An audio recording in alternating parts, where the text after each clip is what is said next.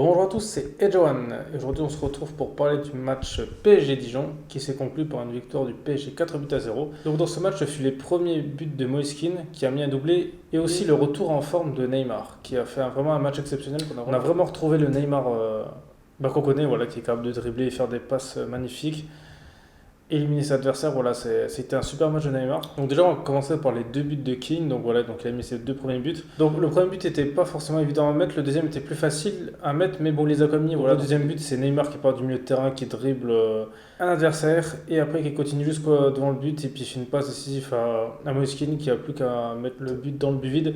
Donc c'est pas forcément le but le plus dur à mettre, mais au moins il le met, donc c'est déjà ça, parce que je me rappelle que des fois Cavani, dès comme ça, il les mettait pas. Donc même si c'est pas forcément le meilleur buteur, Moise Kean, il les met. Donc ce qui est intéressant, c'est que déjà il a mis presque autant de buts là en deux matchs, trois matchs avec le PSG que dans toute sa saison l'année dernière. Donc ça c'est top. Et on va revenir un peu sur Moise Kean qui, alors c'est bien qu'il marque, et Moise Kean serait plus à l'aise sur un côté car on le voit pas dans le jeu en fait. C'est-à-dire que le problème c'est comme au début, donc ça se voit qu'il a pas l'habitude de jouer à ce poste. En général il jouait ailier dans ses anciens clubs et là il jouait au numéro 9, donc c'est pas son poste de base.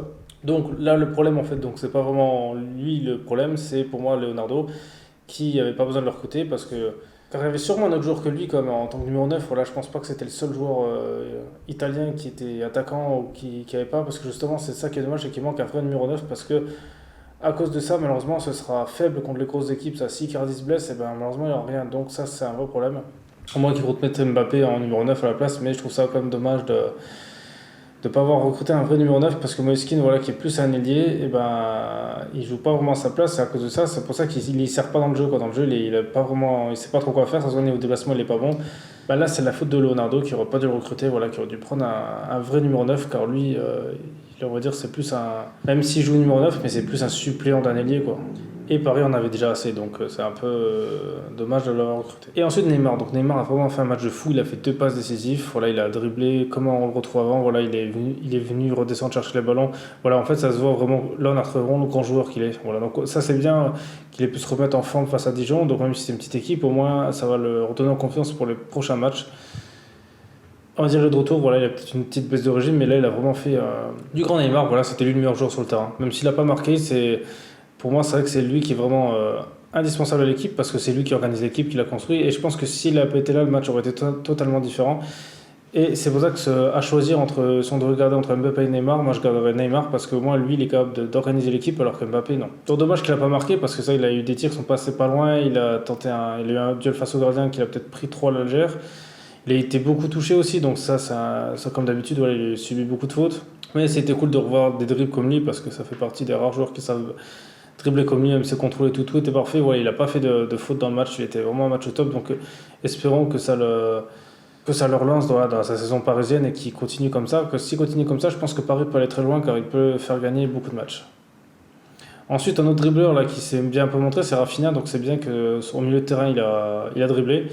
Il montre qu'au moins il pourra effacer des joueurs. Ça peut être utile des fois dans certaines situations. Donc c'est bien qu'ils ont recruté un joueur comme ça. Je pense que lui et Verratti vont pouvoir faire beaucoup de dégâts.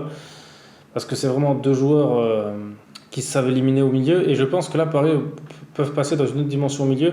Après, voilà, il faudra voir qui c'est qui choisira, s'il mettra plus Herrera, Draxler ou Gay, ou Paredes en fonction des blessures. Mais bon, voilà, c'est que le milieu il est vraiment trop étoffé à Paris, il y a vraiment trop de joueurs. Alors que ça aurait été bien d'avoir un autre numéro 9 et d'avoir surtout des défenseurs derrière. Parce que là, justement, on va parler de la défense. Parce qu'un joueur qui est vraiment mauvais de chez mauvais, franchement, c'est, je pense, le pire défenseur parisien que j'ai vu depuis l'ère Qatari, c'est Diallo.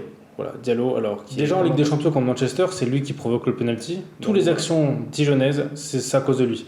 À un moment, il y a un joueur qui était prêté par Paris, là, qui fait une petite perte dans la défense. Qu'est-ce qu'il fait? Lui, il recule et résultat, il est même à côté d'un autre de ses équipiers. Donc voilà, donc il fait rien, donc il ne sait pas se placer.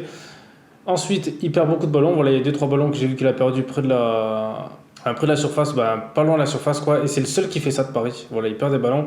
Et il y a eu une autre aussi occasion là qu'il y avait un ballon qui est entré. Lui, il fait quoi? Il fait une tête qui est vraiment pas bien, et Rico n'arrive pas à la capter. Résultat, elle finit en corner. Donc voilà, ça c'est tous des petits trucs qui montrent qu'il n'a pas le niveau du PSG. Donc je sais pas pourquoi il le garde, mais il est pas bon lui. Hein. Lui, je sais qu'en général Paris est peut-être dans l'historique, peut-être à l'époque comme Sako ou Kipembe, qui avaient formé des défenseurs, mais lui, il est vraiment pas au niveau. Il est pas bon.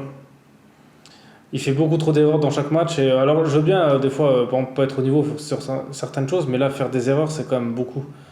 C'est comme des erreurs et je trouve qu'il est trop fébrile et là il faudrait vraiment quelqu'un pour le remplacer. Parce que je n'ai pas cher d'un défenseur comme ça, franchement il va peut faire perdre Paris lui tout seul parce qu'il a déjà montré en Ligue des Champions qu'il a concédé un penalty à cause de lui. Et puis sinon il fait rien, il est pas agressif, il récupère pas trop de ballons, il est pas bon Diallo. Ça il faut vraiment qu'il trouve un joueur pour le remplacer et j'espère que là ils se rendent compte que lui il est vraiment pas au niveau quoi. On dirait, en gros, ça pourrait être un défenseur voilà, dans une équipe Dijon. Voilà, il aurait pu être bien à Dijon, mais pas à Paris. Quoi. Il a pas du tout le niveau.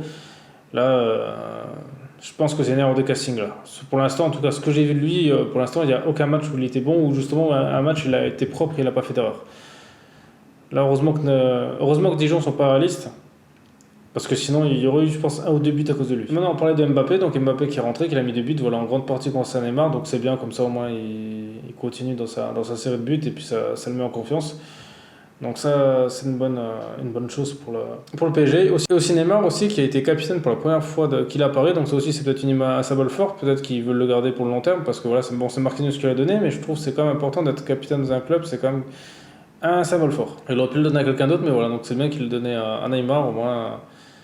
Peut-être, ça veut peut-être dire qu'il restera dans l'avenir. Donc voilà, et puis pour résumer, voilà, donc c'était vraiment un match assez facile du PSG. Ils ont gagné 4-0, ils sont vraiment pas forcés. Dijon, ils sont vraiment la ramasse à côté. Voilà, ils ont pas du tout excité du match. Hein, ça se voyait qu'il y a vraiment un monde d'écart. Il y a certaines occasions justement que j'ai vu la différence parce que quand Dijon a eu l'occasion d'avoir des belles occasions, au moins il y a une attaque sur le côté. Sur un ailier, puis il aurait pu centrer, le Dijonais n'était pas tout seul dans la surface et il le fait pas, voilà, parce qu'on peut-être qu'il court sans lever la tête, je sais pas, mais on voit ces petites choses comme ça qui font la différence entre Dijon et Paris. De toute façon, dès que Paris affronte Dijon, ils en mettent 4. Voilà, ils en mettent 4 parce que Dijon, c'est vraiment pas une grande équipe. Bon, après, c'est bien justement d'affronter une équipe comme ça avant d'aller à Istanbul pour la Ligue des Champions. Un match qui sera à 19h, voilà, notez bien ça parce que c'est assez rare qu'ils sont à l'heure là et surtout en Ligue des Champions. Donc ce serait dommage de le louper. Et aussi la blessure de Draxler, voilà, notez aussi la blessure de Draxler. Donc ça, c'est un peu dommage parce que ça fait encore un blessé et toujours au même endroit, voilà, aux ischio. Donc je sais pas s'il y a vraiment un problème musculaire à Paris.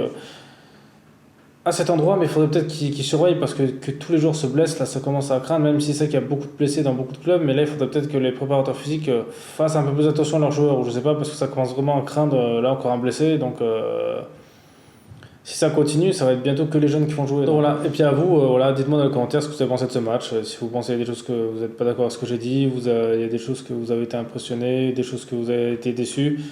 Voilà, c'est toujours intéressant de débattre pour voir l'avis de chacun. Et puis, voilà. Sinon, merci à tous d'avoir regardé cette vidéo. C'était AJ1 et on se retrouve très vite pour une prochaine vidéo.